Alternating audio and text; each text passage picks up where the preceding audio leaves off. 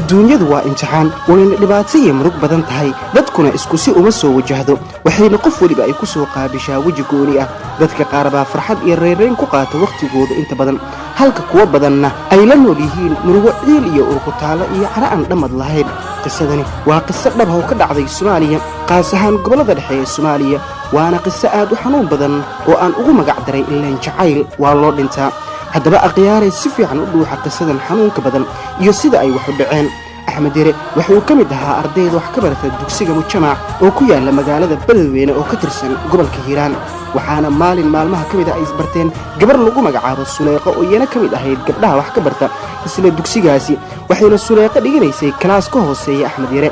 Suleeqo iyo axmed isbarashadoodii kadib waxaa ka dhex abuurmay jacayl xad dhaaf ah oo midba mid kale uu qabo iyadoona dhammaan jacaylkoodii laga wada ogaaday iskuulka ayna xitaa ka war heleen macallimiinta iskuulka xanta jacaylka lamaanahan waxayna noqdeen kuwa si gooni ah isku tixgeliya mar kasta waxayna wada jeclaayeen inay waqti ay isla qaataan waxaana caashiq midba mid kale uu u qabo uu gaaray in haddii aysan isla joogin ay iska maqlaan taleefonka nin adduunya joogo maxaa aragti kuu laaban ayay Soomaalidu tiraahdaa axmed iyo Suleeqa waqtigii aasaaska jacaylkoodii wuxuu u ahaa waqti u hiiliyey iskaba dhaafay in xitaa ay dhibaato arkaan sikinna isma qoonsan waayaha adduun kullay waa cibree cadceedii bidhaantana waxay u wacnayd lamaanahan sida xalaasha isku jecel muddo 3 sano kadib ahi waxa la isla meel dhigay in geedkii jacaylka muddo la waraabinayay in mirihiisa la isla gurto axmed yare iyo Suleeqa ayaa isku afgartay in ay reer yagleelaan oo ay hooy qurux ay ku wada noolaadaan waxaana axmed uu Suleeqo uu ka codsaday in ay fursad siiso si uu waalidkiisa u wargeliyo isagoo islaha waa bishaaro cusub hase ahaatee Suleeqo ay ka aqbashay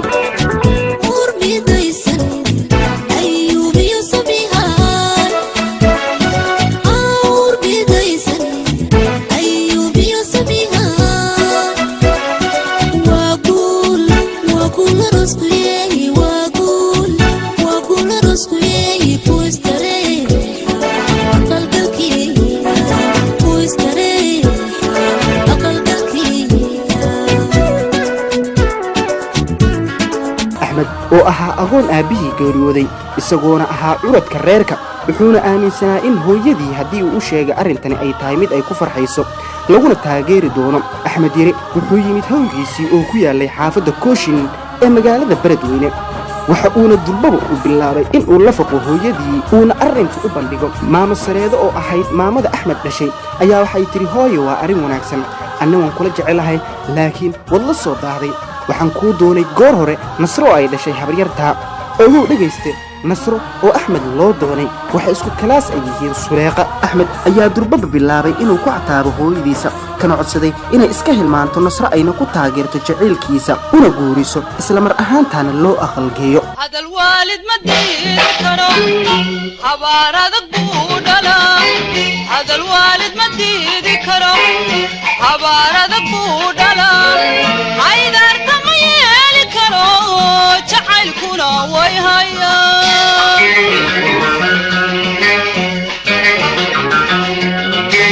hadal waalid ma diiri karo habaarada buu dhalaa hadal waalid ma diiri karo habaarada buu dhalaa aydarta ma yeeli karo jacaylkuna way hayaan haddii arrinigu absaday xaggeen talo kaga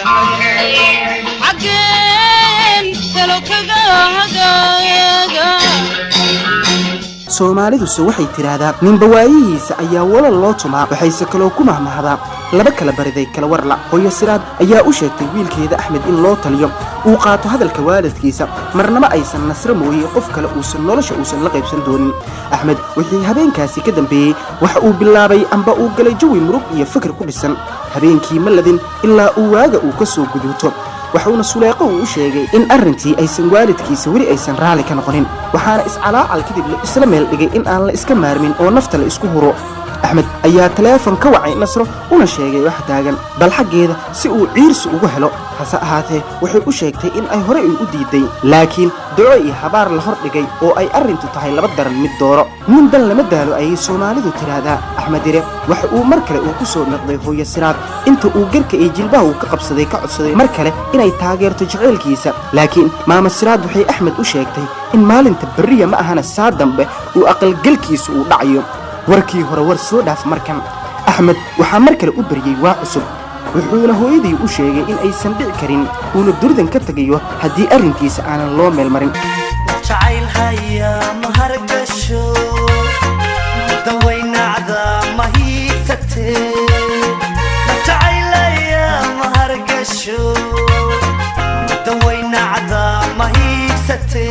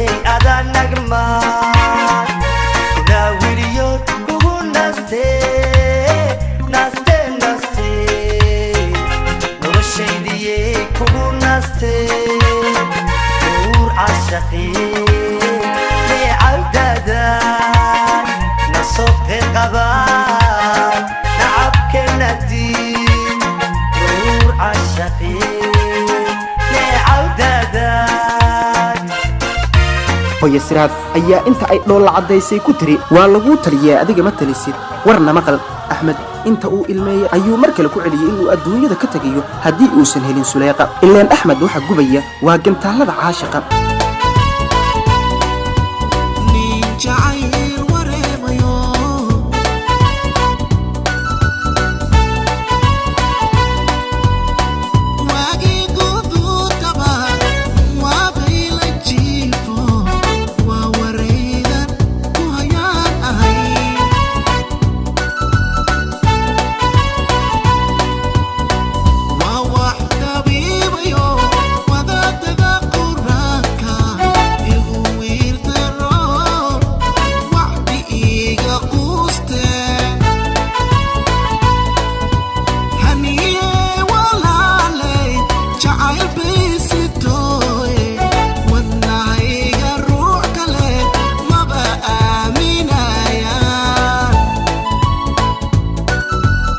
beddelkeeda wax murugada axmed la qaba oo fikir dartiisa daabanka ay u qormeen suleeqa axmed ayaa tagay goobaha magaalada beledweyne lagu iibiyo sunta cayayaanka wuxuuna soo gatay sun ay tayadeedu sarrayso wax uu yimid goor cisho ah kadibna sariirtiisii hurdada ayuu seexday wuxuuna horey uu u soo qaatay raadi uu ku duubo arrinta uu u dhintay iyo hadallo dardaaran ahi wuxuuna kadib cabay suntii isla habeenkii halkii ayuu ku ruux baxay axmed reerkii axmed ayaa goor dambe oo galabah arkay in axmed uu hurdayo waxaana loo sheegay hooyadii maama siraad ahayd waxayna damacday inay ka kiciso misena waa meyd oohin iyo baroor ayay isku dartay maama siraad waxaana isku soo baxay dariskii waxaa dariska iyo xaafadda dhammaan ka furmay jawi murugo iyo tacsi ku dhisan dadkuna way ka wada murugoodeen dhimashada wiilka xaafadda loogu jeclaa ee axmed la ohan jiray asturaadda meydka kadib waxaa la helay cajaladii ku jirtay raadiyaha iyo farriintii marxuumka waxaana arrintii ka warheshay lamaantiisii oo iyadana walwal xoog la hayay markii ay maqashay geerida gacaliyaheeda maalmo fakir zaa'id ah kadib waxay qaadatay caag basiin ku jiro